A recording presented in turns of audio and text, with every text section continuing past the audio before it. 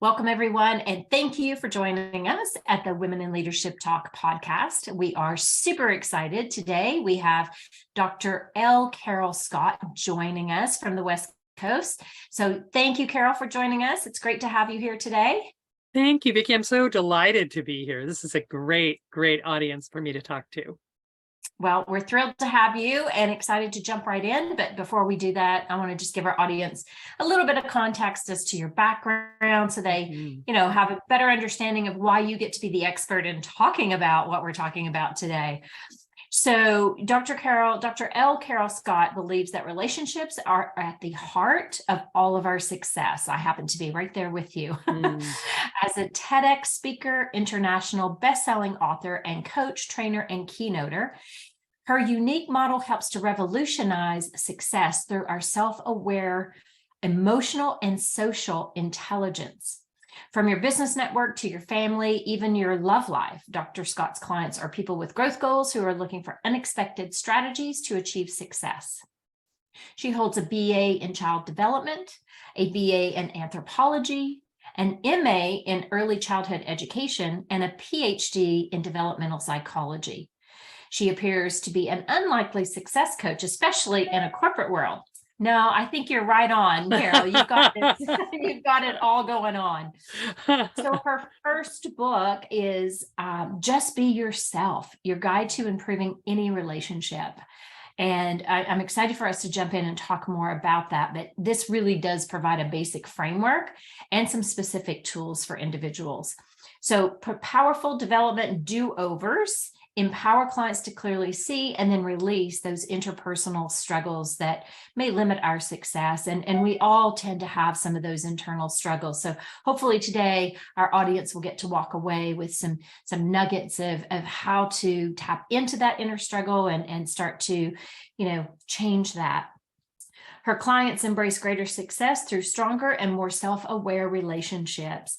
She has mixed hundreds of years of childhood development theory and 21st century brain imaging research, decades of her own experience with hundreds of developing humans of all ages, and in particular, her own lived experience of recovery with childhood trauma and complex post-traumatic stress disorder.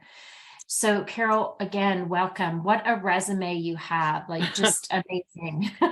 Thank you. Wow. Yeah. When I listen to myself, I'm like, wow, I sound really great. You do. All I have to do is deliver on that promise, Vicki. Oh, I'm sure that will not be a problem. I'm sure of that. Well, and you've done such, interesting research and you've had such a great academic background, but what I love so much is how you've incorporated that with your own lived experiences. So, let's jump in today and maybe tell us more about yourself and what drove you to the work and the research that you do. Well, and I often say I really started out thinking I was going to be a shrink and then found out that I needed a shrink. So I started out taking a major in psychology when I went to the university, and then took an accidental one of those elective, you must take so many hours of social psychology, social sciences, introduction to child development, the most benign sounding course, right? And it literally grabbed me by my professional and spiritual shirt front, if I may, and said, come on, sister, you're coming with us. You need to study child development. I said, I don't know why, but I will do this. So I majored in child development. I got the bachelor's degree and then went on for the master's in early childhood education, worked with children and their families in a university laboratory preschool setting for about the first third of my career. And then moved into what I would call system building, system influence roles, more administrative, out of the classroom, opportunities to shape how whole communities work together around the care and feeding of, the care and nurture of, and the support for parents within a community. And I did that for about a third of my career. And then I went to work for myself as a consultant and started doing a whole bunch of things. I think I have a gig personality. I think that's what they call it these days. I'm an old lady with a gig personality for work. I like working for myself. I like having me as my boss. I'm a good boss. Yeah, well, hey, you know what? That's the best person to work for. I understand Right? myself Like, so well. Yeah.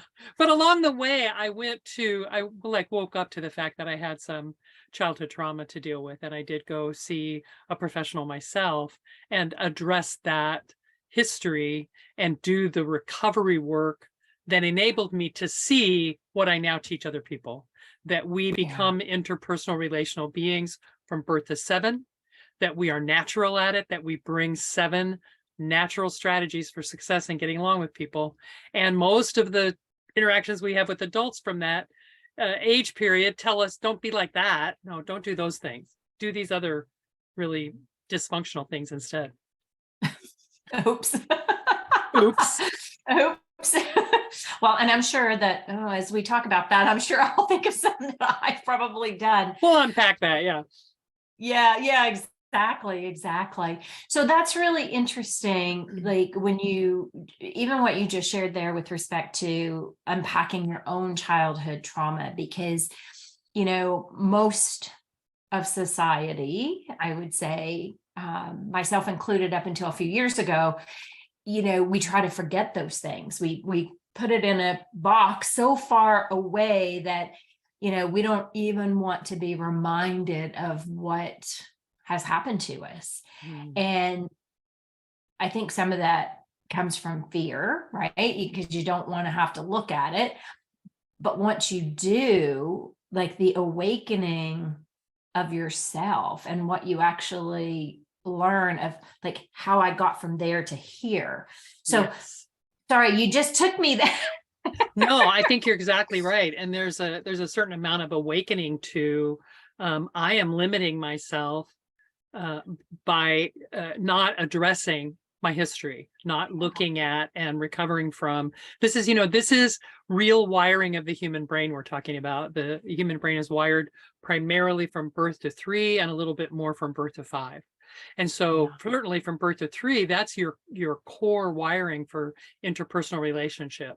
And you don't remember any of that. You had no influence, you had no participation. You were sort of at the mercy of the forces around you as a young person. And so who are you? Let's take a look. I'm a great advocate for saying, without any judgment, without any need to say good or bad, just what was. Let's just take a look at what was, and what does that mean to the wiring of the brain you have now, and what can we do to change that wiring if it's not working for you? If you're not successful through relationships with other people in your personal life, in your work life, in the wider world, we can do something about that. Yeah, absolutely. And it may turn out to be something that actually can serve you bigger I know that was the case for myself, even though it was a horrific trauma. It really opened me up to be more of who I'm meant to be, which leads me into your book that you wrote. So just be yourself. Like, Yes. This is your guide to improving any relationship, and maybe share with the audience, like, what's the overarching about, and maybe a few examples, even if you can, that stand out. So, what's going to entice us to jump in and read your book? So what I'm inviting you into is a journey to look at 7 successful strategies that you use naturally, that were sort of, you can think of them as pre-programmed into your developmental trajectory. They were ready for you to open up to at every age from birth through age 7. 7 key. This is sort of like a child development short course in social and emotional development. It's very simplified. It's for the layperson. It's Dr. L. Carol Scott, developmental psychologist, teaching you just, a little bit of child development because it will help you be a better you. So from birth to 7, we use these strategies naturally. We use trust as an infant. We come into the world with no other strategy but to trust that people will meet our needs. As a toddler, we use the strategy of expressing who we are, independent of who everybody else is. If you've ever met a toddler, you know why I chose that word. So just Independence. Independence. I will be me.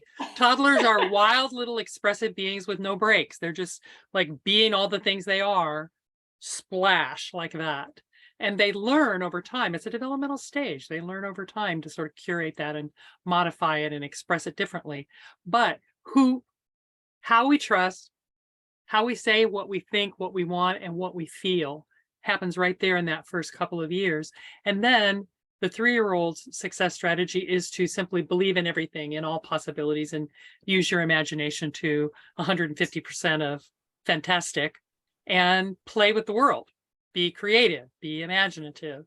So that's another success strategy that we have in our toolbox if it doesn't get stepped on by the people around us. And then at 4, we learn how to negotiate. So negotiation is the 4-year-old's success strategy. And again, I'm telling you, if you've ever met a 4-year-old, this word is making you go like, yeah, that's it. That's the 4-year-old. Yeah. So you have a 4-year-old too, who was supposed to learn how to negotiate to get what you want. Did you? Do you know how to get what you want? Or are you kind of like a boss, a bully? Are you a victim? Do you manipulate people to get what you want? How do you get what you want is about being 4. Then 5 is the vision. They're the little strategic planner of the young world. Having a goal, a specific immediate goal, and saying, we will get here and I will lead you, and making people want to engage with that, like enrolling people in getting a thing done. And 5-year-olds are astute at that. And then at 6 and 7, compromise and acceptance. Learning how to get along in sort of the wider world where things don't always go the way you think they should. And you have to be a little bit more flexible, and you have to get up after what feels like being beaten down. So there they are: trust, independence, faith, negotiation, vision, compromise, and acceptance. The 7 success strategies that we gain through self-awareness as we grow from birth to 7. That's awesome. Oh my gosh, I love that. As you were talking, I had so many visuals going through my memory bank of, just quickly, I remember when my daughter was in preschool, and I went and spent the day in the classroom to help the teacher. And the teacher was getting ready to take a sabbatical. And I thought, well, why? You get 3 months off in the summer anyway. What do you need a sabbatical for? And then I spent the day with her, and I went, oh my gosh, you so deserve a sabbatical. Right? But she said, yeah, right. She said something to me that I've never forgotten. And I lived by that and this was with my youngest, and she'll be 18 soon. And her teacher said to me, I know it's really difficult at home sometimes, but don't squash this in her. Nurture this, keep it going. And when she said it at the time, I thought, are you nuts? But then I did reflect on it, and I thought, yeah, she's right. And even when my daughter would be at that moment where you just my mother would say to me, you need to be more difficult with her. And she's turned out to be the most amazing young woman, but I never held her back from that expression, from that, really tried to encourage that. So I love what you've just shared about your book. I wish I'd have had it right 20 years ago, 21 years ago. Right. My first one. Well, and when I wrote that book back in 2018, I was at that time calling these success strategies something else. I was calling them the childhood treasures, which was a sweet and lovely name, but really needed to be changed. And so it was. And so one of the things I want to say before we get too far into this conversation is I want to offer your listeners a little PDF, a little 28-page bridge booklet that takes that old framework and translates it into the success strategies. Cute little PDF. They send me an email, I send it back. Oh, perfect. Yeah. So we'll make sure we put your email in the show notes. Maybe just plop it in the chat so we have that. Okay. Or I'll make sure that's on the so that people can have access to that. That's awesome. Love that. Done. Yeah, and that's so amazing. And then it's maybe what we talk about is what are some of those most common interpersonal struggles that you see people wrestling with? It's such a big one. What I see as the stumbling block that most people hit in a relationship that's really important to them is often about the success strategy of independence from their toddler year. We in America, particularly, we don't do very well with toddlers. We find them a little difficult, and that's why we call them terrible. But they're not terrible. They're simply learning how to do something that we all need to know how to do, which is express ourselves honestly and authentically. And so what we do as adults with toddlers a lot, and that means it was done with us, is what I want people to hear. Think about yourself more than you think about your kids for just a minute. For you, there was a time when you were trying to tell the world, this is who I am. And the world was saying to you in every possible way, oh, that's not good. Don't be like that. Don't feel that feeling. That's not an appropriate feeling for you to feel. Don't want that. That's icky, or that's not safe, or that's something. We get messages a lot that it's not okay to be who we are. And we learn it too. Hear this. This is, 12 months to 20, 30 months about. This is when we learn, oh, I'm going to curate that out. I'm not going to be like that anymore. I'm not going to say I want that. I'm not going to express that feeling that way anymore, because these people don't like me when I'm like that, and I depend on them. Without them and to take care of me, I'm dead. So, I have to be what they want me to be, so I will. And so we learn how to be less than we really are. And it's something that is means that we're limiting opportunity, and we're limiting productivity and output and gifts and creativity later from those ourselves, from the next generation, each generation. If we could just let people be themselves a little longer than 2, that would be good. Yeah, I say a little sarcastically. Well, and and as a parent, when you're in it, like, you're so exhausted from not sleeping and all these things that, you're just like trying to cope yourself. And exactly. Yeah, but to your point, and such an important, I guess, reference to what you're saying is we grow up with that. And, I was on with a client just before you and I came on for this talk, and our conversation was about her needing to be able to express herself, because it creates the resentment. It creates all of these things internally that lead to dis-ease, eventually disease. There's so many ripple effects of how that can impact us when we're not expressing fully. And there's a way to do it. Yes. And women in leadership. You remember I said the 5-year-old is the natural leader. This is the vision kind of capacity that we have as 5-year-olds. And when I look at a group of 5-year-olds, in my memory of being a preschool teacher director, I see a little huddle of kids standing on the playground planning how to play something. They've picked a topic, a theme, or something they've seen in a movie or on television, and they're going to play that. And they're talking about the script and who's going to be which character and what's going to happen next. And then we're going to land on the third moon of Endor, and, the Ewoks are going to come. And they are doing a script out. They're scripting out a show and standing together in the play space where they could be playing that, but they're not playing it. They're planning to play it. That there is usually, you see the leader of the planning session who's leading everybody through the process, and they're all like, yeah, let's do that. So that's the child. That's the child who's most successfully using the strategy of vision, the success strategy of vision. They are engaging other people in their vision of how to play it and getting them on board with their idea of how to go forward. And that's where we capture that. And it's built on all of those 4 before that, on trust and independence and faith and negotiation. They kind of stack up like a little kid's building blocks. And so what we know as adults is we can, for ourselves and for the children we lead now, we can foster this anytime we want to. We can start saying, oh, I'm going to pay attention to the needs that my children have, that I have. I'm going to start paying attention to what I need from other people and looking at where I'm getting it. One of the biggest lessons of my life, I think, was to stop hitting my forehead against the brick wall of a person who could not meet a need that was important to me, and turning around and noticing that I had an abundant, free-flowing well of that exact same opportunity right behind me in somebody else.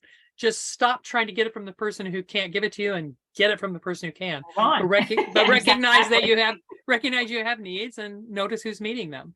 Those are simple things to do, and they're profound in their impact at any age you start.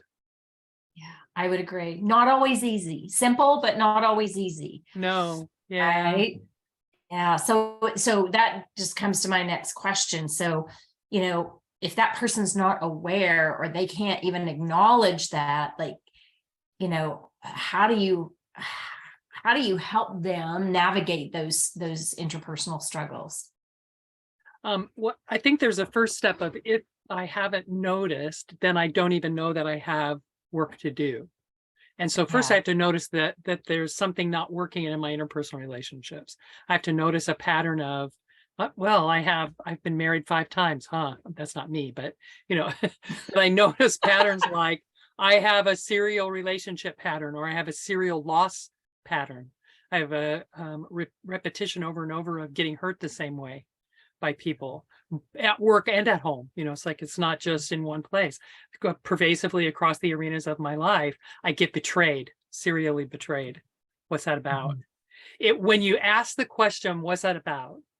The other, of course, big red flag set is, self-soothing behaviors that have gone around the bend, shall we say.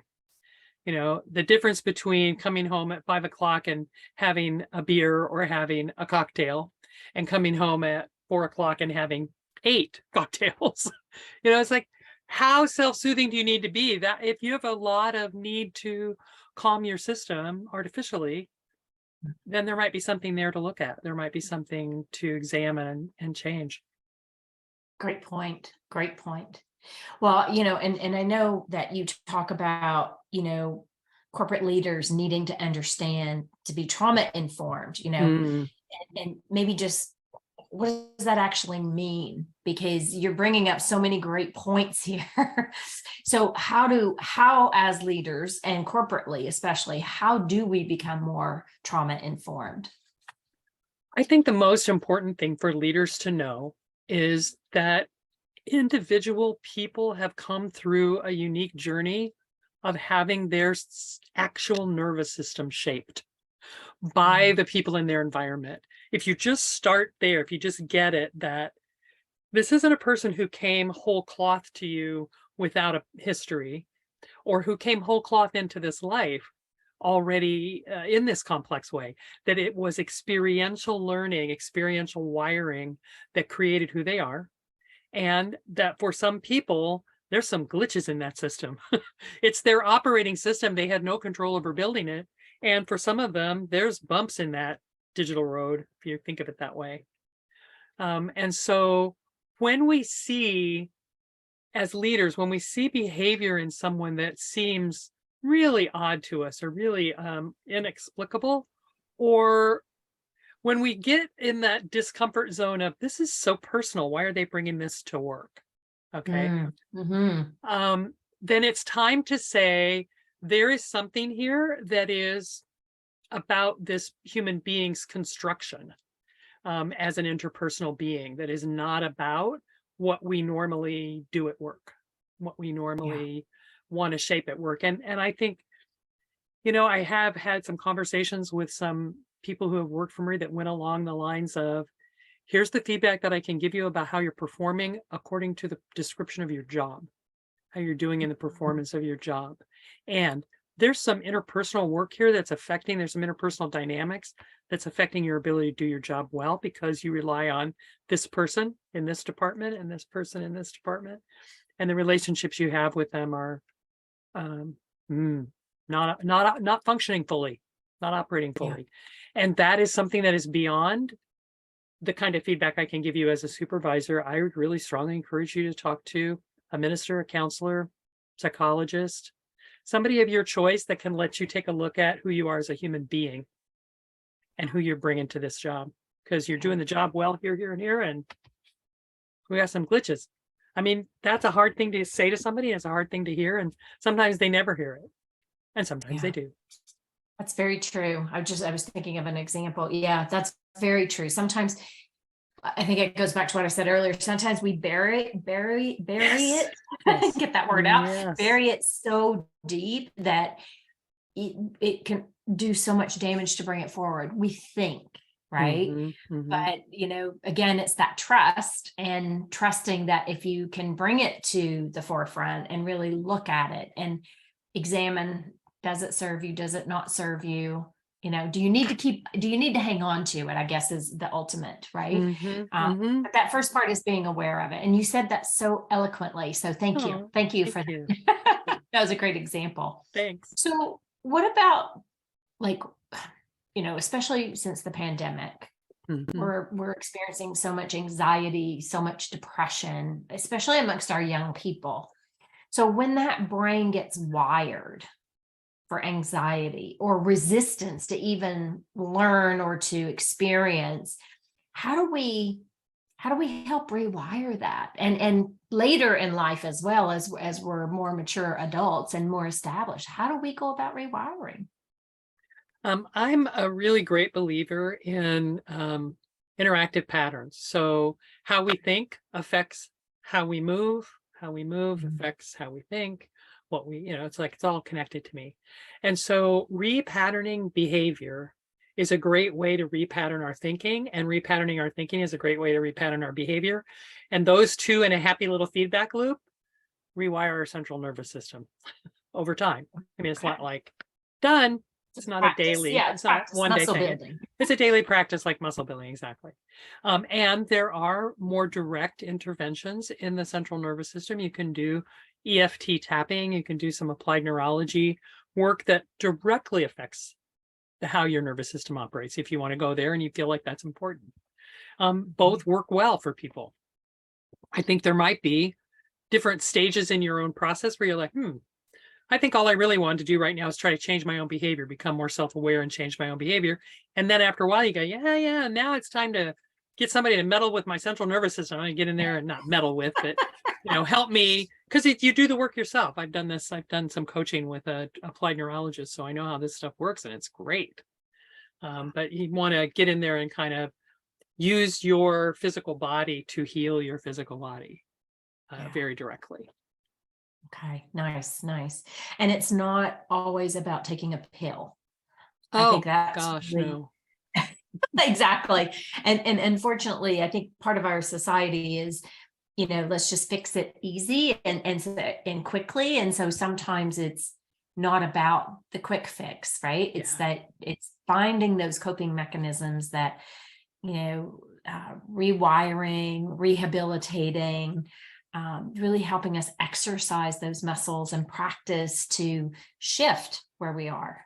Yes. Which leads me into, you yourself have experienced some childhood trauma and some PTSD, and you're a survivor of that. And, maybe if you're comfortable sharing with us, like, what were some of the coping mechanisms to help you start to, really be full yourself, be more fully yourself, I'm trying to say. Yeah, no, lovely way to put it. And I kind of make a dividing line between the coping mechanisms, which was the crazy stuff I did to try to survive, and the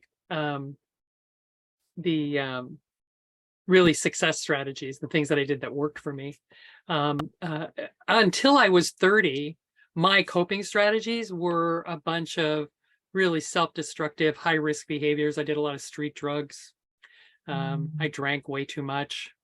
I had casual relationships with sexual partners that were stupid. I put myself at risk to die multiple ways all the time. I had an array of ways to, because I really didn't think I was going to make it till 30 anyway. I didn't believe in my life after 30. And I didn't know why. That was the weirdest thing. It was like you said, Vicki, it was all very compartmentalized, put away, packed down. It's like, I don't know anything about this history that I have. What are you talking about? And then I literally woke up after my 30th birthday party, which was a hell of a party, let us just say, my last big bash. And I thought to myself as I was waking, it just came into my mind, I wonder if there's something wrong with this. And it's like the bigger this was, I am a young professional. I'm in the middle of a PhD program. I am being put on boards and being asked to consult, and I'm doing community workshops. I'm meeting my professional colleagues and establishing myself as a leader with them. And this is my personal life. It's like I had two personalities almost, or something. It's like, by day she's the professional developmental psychologist, but by night, you don't want to Party know. animal. Right, party animal, exactly. And so I decided, on the strength of that question and the way I felt about the answer, to get some counseling. And so I was a poor PhD student, so I got some free counseling for a while. And then I was fortunate enough to find a really terrific PhD psychologist who had expertise in domestic violence, in childhood sexual abuse, in sexual assault of women, who had some real understanding of what they didn't yet call complex post-traumatic stress disorder. But that, if I had been diagnosed now, that is what I would have been diagnosed with. But they didn't have that back then. That was a while ago. And so I quit using street drugs, and I quit drinking, and I really kind of changed my personal life to be more in alignment with who I was really meant to be, I think. And started to put together the pieces of recovery from childhood, multiple 7 out of 10 adverse childhood experiences, graph available on my website. And then put this together with what I know about developmental psychology for this really very short, sweet look at, social and emotional development in a nutshell, if you will. Birth to 7 success strategies. They're natural. We do them. They either get supported or they don't. And we come out with those, or we come out with alternatives. And those don't usually look real healthy, those alternatives. Yeah, well, exactly. And, it took a lot of courage for you to walk that path. And even just, even what you just shared with, who you were and who you were being by night versus who you were being by day, and that disconnect. But when you connected it, look at the gift that you're bringing to the world. Right. And I think that's the part we don't often see, right? Like, because only you can share this information the way that you're sharing it. Only you can really be expressing how to take that inner journey and look at that inner struggle and express it the way you've expressed it. So we're super grateful for you for sharing that and being so vulnerable, because that's not easy to share. Thank you. That's nice to hear. Yeah. And I think the fundamental way that I said that limiting our opportunity as young children, limiting our independence and our self-expression, limiting our big dreaming with faith, any way that we limit children from becoming who they're going to be, we lose something. We lose what they are going to be. We lose the gifts that they're going to bring to the world. And so for me, the sort of fundamental healing was to put back what was broken, to mend. I'm putting my hands together like two broken things, healing. Because that's the way it feels. It's like, this is a broken thing now, and now we're going to put that back together again, because that has to happen in order for to manifest whatever it is I have to offer. And this is what's come so far.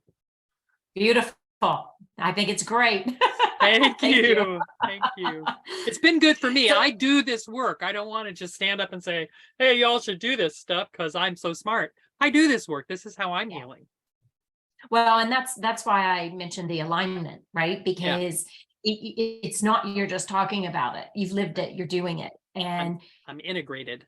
Yes. And it's also, it helps others to see the possibility, right? Yes. If you have that within you to really walk this journey, right? And you too can figure out like what's holding you back from being the essence of who you're meant to be. Yes. We need everybody. We need all of you to be everything that you can be. And the integrity of bringing your whole self, your vulnerable, brave self to the party is what we need everybody to do. Absolutely. Beautiful. Well said. So on that note, so what's maybe one parting tip you would want to leave our audience with to if they're questioning, what would be one thing they could do today? I think always my invitation first is to slow down, whether you're thinking about this from the perspective of a parent with children or you're thinking about this for yourself. Slow down and have some compassion to just observe and see what is. Look for the patterns without judgment, with compassion. This is what I'm doing right now. This is what my child is doing right now. What can I do to be curious about that and find out more so that we can change it if it's important to do that? Just be gentle and slow down. Lovely. That's beautiful. Well said. Well said. Thanks. So let our audience know how they can find you, because if they have questions, they can reach out. I think you have an Instagram channel and a LinkedIn. Yes. And actually, if you just want to start with lcarolscott.com, my website has links to all my social channels. Wonderful new YouTube channel with lots of great videos, Instagram, Facebook. And lots of more to come. Loving doing the videos for YouTube. It's just a riot. Yeah. Fun. And you're very good. You're very good on camera. So oh, thanks. I'm sure it's very natural. And That's so, great. I want to say sincerely, thank you so much for sharing everything you have today. Just such a beautiful conversation. And really, I think it opens up space for more people to do that inward look. Like, what are those struggles that we're having inside, and to know that you're not alone. Most of us suffer from, something. It's more about what you do with it. But great conversation today. So thank you so much for joining us. And I'm sure that, our audience will reach out and ask more questions. So please. you can yes, send to Dr. Carol. You can send them to me. I'll send them to her. Like, whatever's easiest for you to reach out and to ask those questions. But super grateful to have you here today. So thank you so much for this. Really appreciate it, Vicki. Thank you so much. Our pleasure. Our pleasure. And I want to thank our audience. We know you have, lots of options as to what podcast you listen to, and we're super grateful that you pick Women in Leadership Talk or WIL Talk. We're grateful for that. And if you're interested to learn more about your own leadership style, you can go on to www.WIL that's one L, on wilempowered.com and take our leadership quiz. Be curious to know how those results turn out for you. So feel free to send me a message and we can talk more about, what leadership strategies are taking you forward, or what might be holding you back a little bit. So again, thank you so much for joining us, and we look forward to seeing you on our next podcast. Take care, everyone.